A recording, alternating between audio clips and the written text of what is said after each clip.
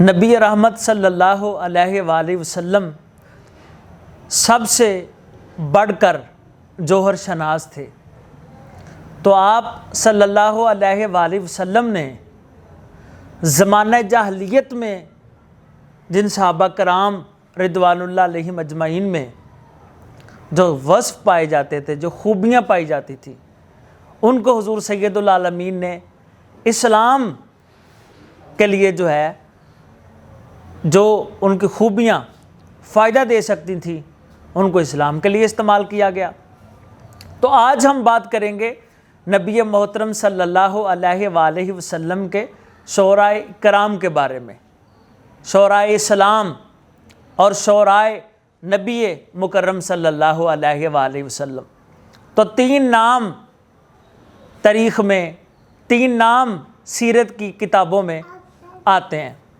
ان میں سے ایک نام سیدنا حسان ابن ثابت رضی اللہ تعالیٰ عنہ کا، ایک نام کعب ابن ابی مالک کا، اور پھر تیسرا نام ہے عبداللہ ابن ابی رواحہ کا۔ تو یہ تینوں صحابہ کرام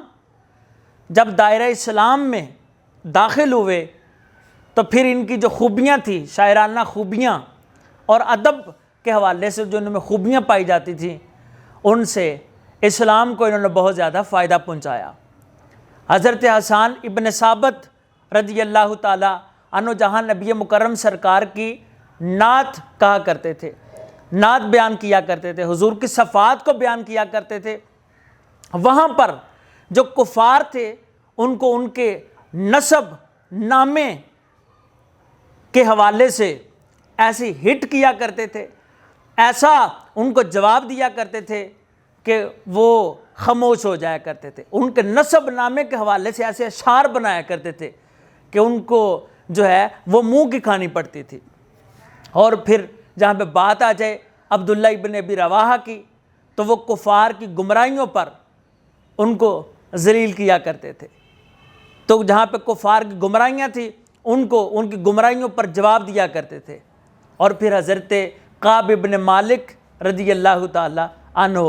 آپ نبی مکرم سرکار کے وہ صحابی ہیں کہ جو جنگ کے حوالے سے ایسے ایسے کلام لکھا کرتے تھے، ایسی ایسی باتیں کرتے تھے، کفار کو گویا ایسی دھمکیاں لگاتے تھے اپنے کلام میں کہ کفار خوف زدہ ہو جاتے تھے۔ تو نبی مکرم سرکار سب سے بڑھ کے جوہر شناس تھے، سب سے بڑھ کے دانا تھے کہ وہ خوبیاں جو ان میں زمانہ جاہلیت میں پائی جاتی تھی، ان خوبیوں کے بل بوتے پر بھی اسلام کے لیے ان سے کچھ کام لیا گیا، اسلام میں ان کو جو ہے وہ برتا گیا، اسلام